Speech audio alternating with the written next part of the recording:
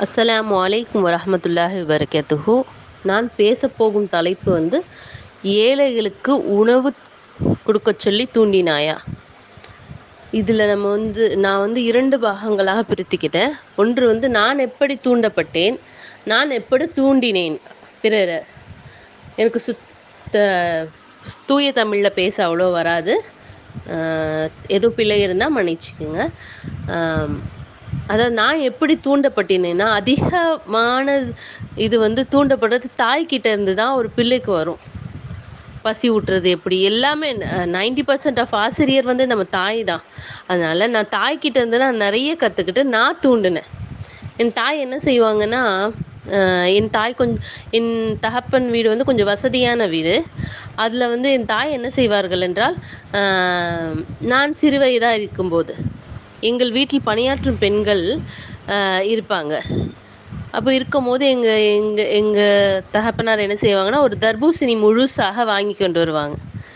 அப்போ என்ன செய்வாங்க, அவங்க போன பிறகு கட் பண்ணி கொடுக்கலாம், எல்லாம் செய்யலாம். ஆனால் என் தாய் என்ன செய்வாங்களாம், முதல்ல வெட்டி ஒரு சிறிய துண்டு அவர்களுக்கு கொடுத்துட்டு தான் எங்களுக்கு தருவாங்க. இதை நான் நிறைய தடவை பார்த்துருக்கிறேன். அப்போ அம்மா கிட்ட கேட்பேன், ஏம்மா எங்களுக்கெலாம் தந்துட்டு அவங்களுக்கு தரலாம்ல அப்படின்னு கேட்கும்போது என் தாய் என்ன சொல்லுவாங்கன்னா, நம்ம அடுத்த வாட்டி நாளைக்கே உங்கள் தகப்பன் கிட்ட கேட்டிங்கன்னா வாங்கி தர வசதியில் இருக்காங்க.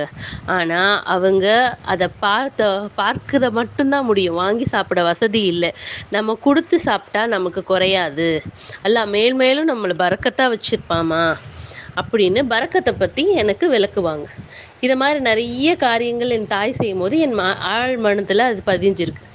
நான் எப்படி என் பிள்ளைகளை இது பண்ணுவேன், கொடுக்கறதுக்கு செய்வேன்றா, நான் என் கணவர் வீடு கொஞ்சம் ஏழ்மையான வீடு. அதை பற்றி நான் எப்பவும் கவலைப்பட்டதில்லை. அதுலேயும் நான் எவ்வளோ கொடுக்க முடியும்னு நான் யோசிச்சுட்டே இருப்பேன்.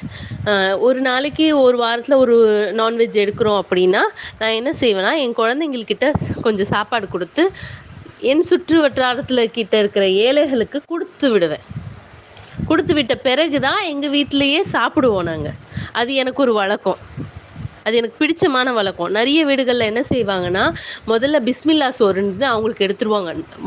ஆக்கின சோறு ஒரு மிசாவருக்கு கொடுக்கணுமா அப்படின்னு நான் கேள்விப்பட்டிருக்கேன். நிறைய இடத்துல என் கணவர் வீடுகளில் அப்படி சொல்லுவாங்க எங்கள் மாமியார். அப்போ நான் என்ன நினைப்பேன்னா, அப்படி இருக்குமா, எங்கள் வீட்டில் என்ன பழக்கம்னா கொடுத்துட்டு சாப்பிட்றது தான் பழக்கம். சரி, ஓகே, நானும் அதே மாதிரி கடைப்பிடிச்சி நான் எங்கள் ஃபேமிலின்னு வரும்போது நான் என்ன செய்வேன், எப்போவுமே கொடுத்துட்டு சாப்பிடுவேன். அதே மாதிரி நான் ஆர்டிஏன்னு ஒரு ஸ்கீமில் நிறைய பேருக்கு இலவசமாக ட்ரைனிங் கொடுப்பேன். எப்படி அதை அப்ளை பண்ணுறது, ஆர்டிஏ ரைட் டு எஜுகேஷன்ற ஒரு ஆக்டில் எப்படி கல்வியை அப்ளை பண்ணுறதுன்னு வருஷம் என் சுற்று வட்டாரத்தில் இருக்கிற குழந்தைங்களுக்கு கைட்னஸ் கொடுப்பேன். அப்போ நான் எல்லாருமே சீட்டு கிடச்சிட்டா எனக்கு கால் பண்ணி சொல்லுவாங்க, அல்ஹம்துலில்லாஹ் எனக்கு கிடச்சிருச்சு, ஜஸாக்கல்லா, நீங்கள் ரொம்ப ஹெல்ப் பண்ணீங்க அப்படின்னு.